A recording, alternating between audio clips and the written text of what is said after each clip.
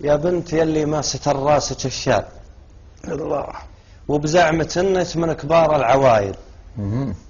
انا بقول الحق والحق ينقال، اللي تستر هي بنت الحمايل. صح. ما هو في كشخة وخاتم وسلسالة ستر العيال الحمايل دلايل. الله يا بنت لو قلتي لي المهر بريال والله فلا عنز عليك السلايل. والله لا خطب لي على راسها جلال لو كان مطلبها 80 حاي. الله انا اليوم اني خطبت ابغي عيال. ابي العيال اللي تشيل الثقايل، ولو من خطبت اختار العيال يا الخال، والدين عندي هو سيد الفضايل. قالت قسم بالله ما شفت رجال مثلك بغى حجر السنين الاوايل.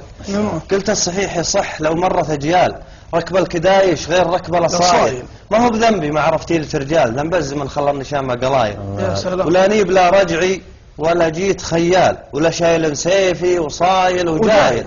انسان متعلم ومن ناس عقار وفتحت عن نهج الحضارات فايل. صح. انا حضري ماني بنازل ورحال، لو الربعي بين ضلعان حايل. وانام في بيت ومكيف جنرال وسوق سياره وعندي موبايل. ترى البداوه فعل ما هي بالاشكال، والسلب ما نرضى عليها البدايل. وتبعت سلم العود واصبحت وبال، ونقيت لي من الذود دق وجلايل.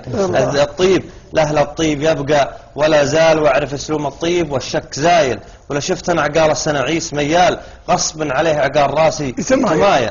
السالفه عليكم زود، السالفه ما هي تميره عقال، السالفه دم من بهالعرق سايل.